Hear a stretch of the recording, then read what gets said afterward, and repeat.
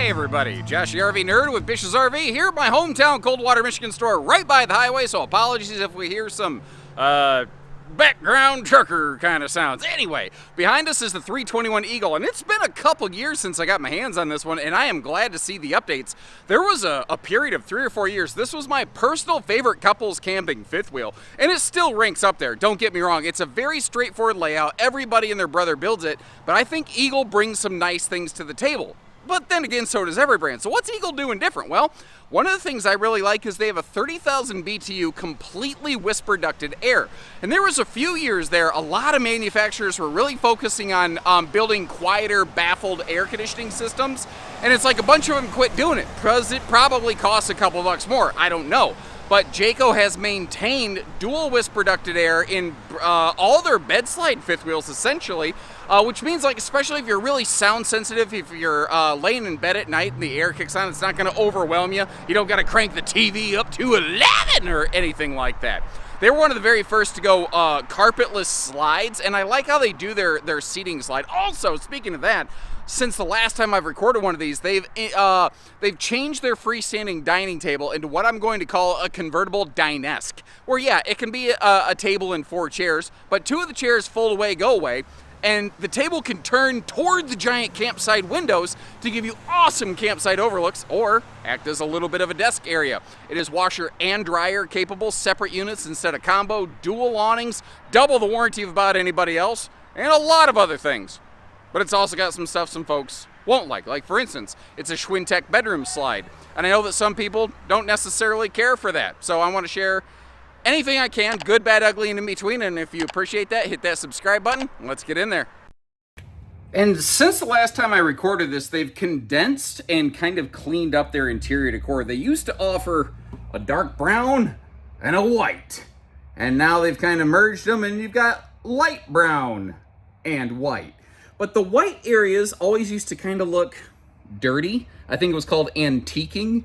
And it turns out not everybody wanted the brand new thing to already look old, which is funny because I think pre-faded jeans and pre-ripped jeans always kind of fit into that. Always made me laugh, but they were popular. Maybe still are. I don't know. I'm not a fashionista. Yeah, you've never seen me on Project Runway. Whisper ducted air. That's what we're looking at here, because if you don't see the square, then you won't hear the air.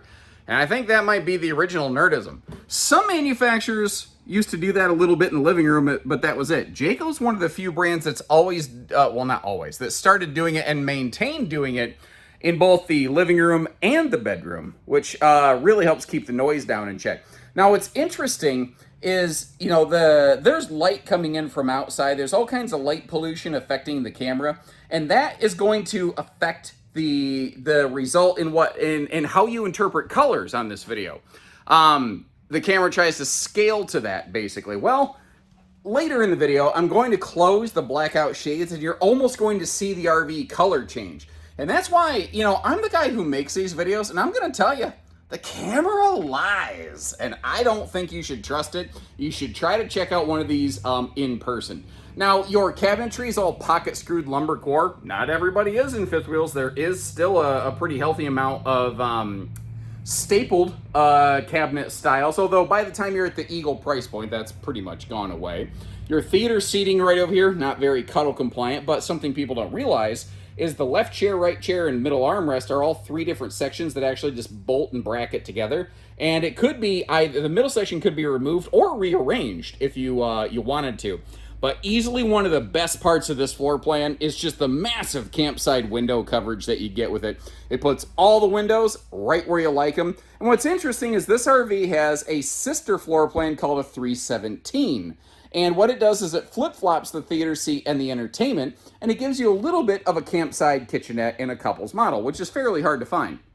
I've always preferred this one because of exactly what we're looking at here, giving us the maximized campside window coverage. Now, you may also notice how it is carpetless and floor flush here over on the slide. Jayco has maintained floor ducted heating systems. A lot of people, all they ever hear is that you can drop stuff in the vents. Yeah, that is true. There's also ways that you could cover them to prevent that from happening. But that floor ducted heating system is a significantly superior system in terms of actually heating the RV. So if you are looking for some cold climate camping, that'll keep the entire floor warmer and really heat the RV more evenly faster, which is nice. Full Eagle, as opposed to HT, does give us the nice things like the solid surface countertops. And very similar to Big Brother North Point, we start picking up some features like the drinking water system. In a minute, you're going to get to see under the sink, there's basically what looks like a 5-gallon Culligan jug. Now, it feeds that little mini tap right there, so you don't have to have tons of bottled water with you. You can actually just have clean, fresh water on tap. Because I've been to some campgrounds where the water, a little skunky, a little funky. I don't know that you necessarily want to go drinking that. That's just me. Over in the kitchen, that refrigerator is a 16.2 cubic foot, 12 volt DC compressor fridge. If I'm not mistaken, I can't remember, there might be a residential fridge option on this. It's been a little while, actually, since I checked out that options list. I am sorry. I really need to brush myself up on that. And I like to share ups and downs and in-betweens. I love the big GE appliance package, no, because they're using Everchill fridge. I'm sorry. The full GE appliance package is in North Point, partial GE appliance package in Eagle, microwave and stove oven combo. But that's a huge oven. They put a way bigger oven in this than almost anybody else. But it is a toe stubber step-up slide. Folks who have actually owned RVs, who have owned RVs with and without toe stubber slides, what's your opinion? You know, I've heard both ways, but I would like you to chime in the comment section so that other people watching this channel can get feedback from real owners and not just hear my 2 cents on it, you know. Now, I really like how I call it the toothpick windows, the thin windows beside even the rear hide-a-bed sofa. Even those open for airflow. And over on the left side, going to be right up in your face in a second, sitting right here in the theater seat, you've got things like switches for the lights right above us, plus USB plugs right here. And I like how they put them there so that you don't have the, I call them the thigh buster USB plugs over here that a lot of manufacturers still insist on using today. I really, really don't care for that. They've got a JBL soundbar in here too, which is something last year you'd find almost exclusively in like the North Point Pinnacle price point, but North Point Pinnacle stepped up their sound system, so Eagle did too, you know. Everybody, seems like every manufacturer always trying to one-up everybody. Now this RV does have a basic level of inverter prep, and you'll find specific outlets in the RV capable of like running coffee makers and stuff. Now, one of the things I was hoping for is that outlet over there would have been inverter prep, but it is not. That outlet is also very high, isn't it? It would be nice if it was mounted down a little bit lower to the countertop, or would that get in the way of like a Keurig machine? Maybe I'm overthinking it. I'm not sure. It's been a spell since I went through this. I'm eyeballing it. I think you'll still be able to access the converter panel and your fuses when the slides are closed. That is a major thing that I look for, because if you can't get to those, holy crap, man, call the Batman, because you're going to need to have Gotham rescue you if, you know, that it can be a problem, basically.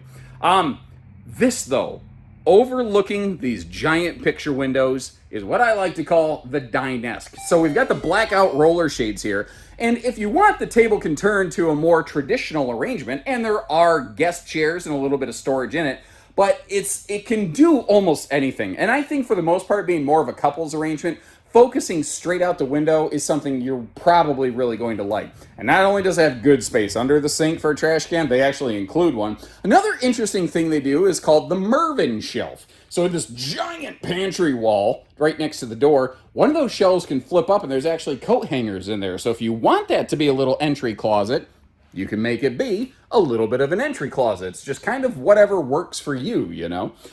The pantry also has motion lighting and adjustable shelving, which is something I personally really enjoy. And you may have noticed how that TV can twist and shout around. So if you want to sit on the rear sofa and visit with some guests, or just lounge back there, you don't have to do the 90-degree neck wrecker to do that. It's more like the Maxell tapes thing where everything is facing directly at you, you know. And again, the cross breeze window coverage in this is fantastic. I like how they frame out the windows as well. For me, it just gives it a very sharp look. It's something I personally appreciate. Another thing I personally really like is the general tightness of the fit and finish in here. I think a lot of RV manufacturers took a bit of a black eye in the 2020 to 22 production era. Eagle was not one of those that took it the worst, but there were some Jayco products that weren't doing as good as they possibly could have, I think.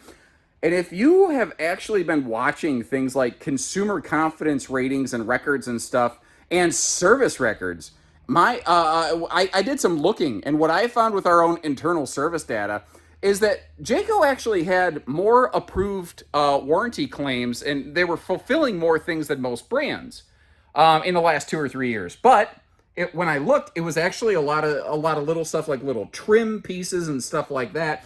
And they were actually even approving some stuff that probably would have equated to transport and or lot damage just to take care of it for customers. You know, we weren't seeing like major structural, major leak issues with any sort of frequency that would, I think, be even slightly concerning.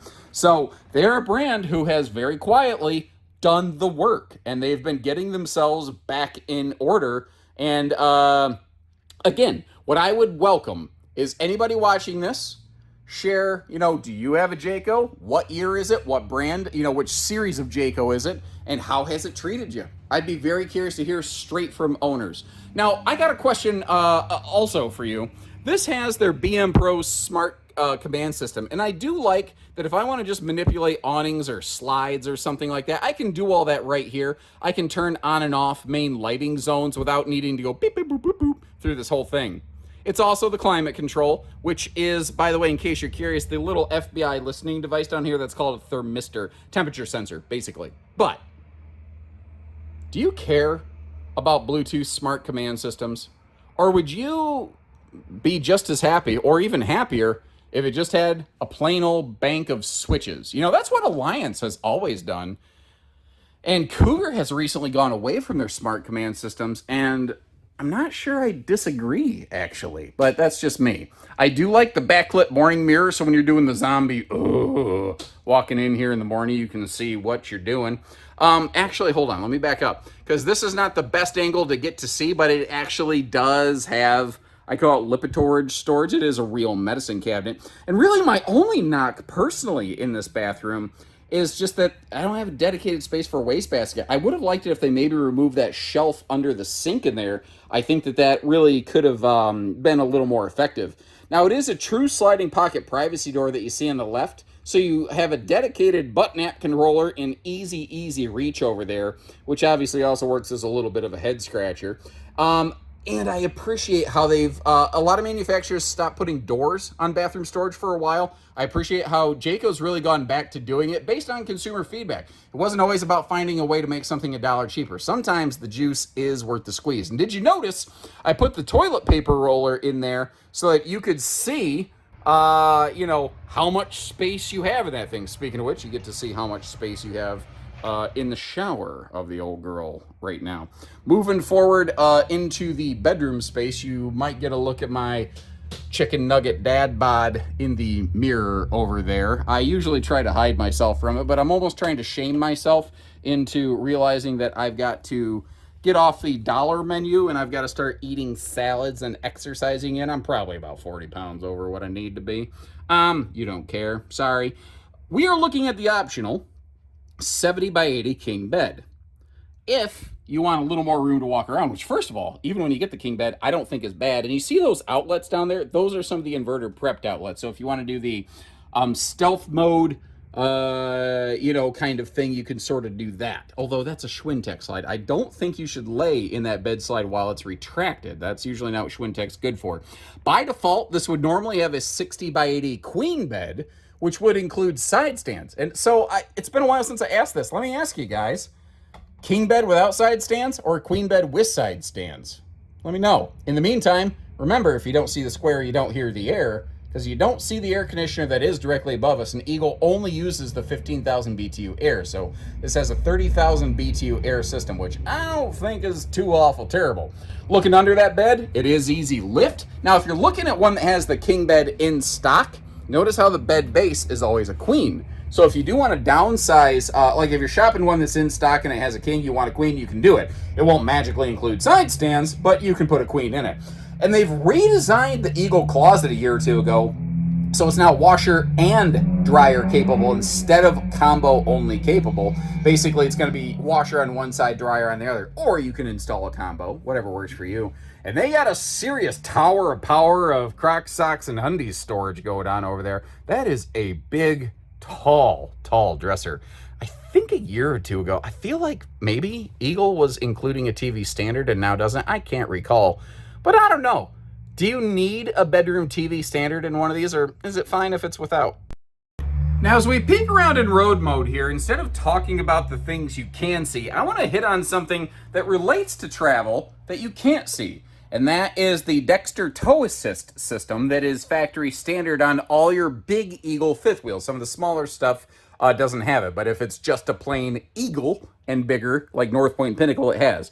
So it is both ABS, anti-lock braking system, which is shocking that RVs aren't required to have that, but Jayco's doing more than required here, and electronic anti-sway. And it's one of the only two-part systems that is both ABS and anti-sway all in one. So basically what that means is you don't ever have to think about it. The RV automatically is going to do everything it can to effectively track straight behind you while you're going down the road and avoid those panic brake scenarios.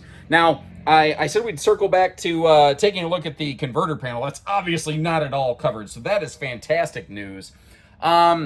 It looks like the left side of the fridge is going to be slightly covered by that countertop there, but the right side you can get into. So I think for the major travel access points for a triple side fifth wheel like this, they've done about as good as they really could have. And if you appreciate how we take the time to showcase everything for you, hit that subscribe button. Let's hop outdoors. And once again, we are right up next to the road, so there's probably going to be a little bit of background noise. And as you can see, this one's already proving very popular here. I can't fault them for having good taste. I will say, man, it's my personal impression, my own just opinion, man, as the dude would say, but I like the look of these Eagles. I've liked the look of them for a while, and they were one of the first to really start moving away from the Nike Adidas swooshes and go to the more geometric kind of linear lines sort of look, and they've maintained that. Now, from Eagle, Jayco hands off up to North Point. So if you're looking for things like the upgraded shock dampening pin box, hydraulics leveling, you'll find that on North Point. That's just not what Eagle does, and that's part of the very significant price difference between the two. Eagle does some really good things, though. Now, they have a thing called their Eagle Dry Camp package where they don't install a generator, but they can gen prep it. This is the standard version. We're not looking at one that's gen prepped, but it does show you that you have some really good storage capacity up here, and a generator could theoretically be added after the fact.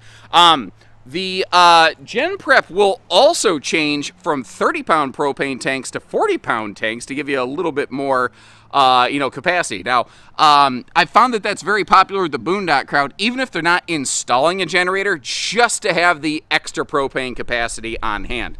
Folks have been asking more and more, what slide systems do the RVs have? So at your request, I want to try to fulfill that. And the interesting thing is, this RV has 3. And that's one of the reasons I don't like, people have said, what if in your specs list you listed the slide systems? Well, sometimes one RV has multiple. This RV has 3 different slide systems in 3 different areas. The bedroom, which is directly above us right now, that's a Schwintek slide. The kitchen is a Norco Exact slide system, whereas the living room super slide, that is a rack and pinion. So they're all 12 volt. They just all do a little bit different things. They have factory standard tire pressure monitoring. These are Goodyear Endurance radials rated for 87 miles per hour, which is fantastic. Eagle has been 0 to 100 degree rated, tested, proven for a long time. And this is a single sewer outlet kind of camper. It's not one that you got to do the poop scoop boogie. You can also take some back-to-back hot showers with that tankless on-demand water heater that you have there. And even though this is not a drop frame storage compartment, it provides some very respectable storage out here that, if you notice, is like carpet and that like felt-free stuff. So hopefully it doesn't get all mildewy down here. Now, a few more things you may or may not find in an Eagle 321 pass-through. Over here on the wall, This is, it's outfitted with like a little mini camp kitchenette, which is an optional piece of equipment. I thought I'd show this one in storage mode. Basically, it's a long countertop that sticks off the side of the RV. I'll show you where it mounts in a minute. With a, what I'm going to call just the dribble drain kind of sink. You have to like have a holding tank bucket for it. Outside TV hookups here with a handy little kind of feed port for all of your cables and whatnot down below so you can keep your baggage doors shut.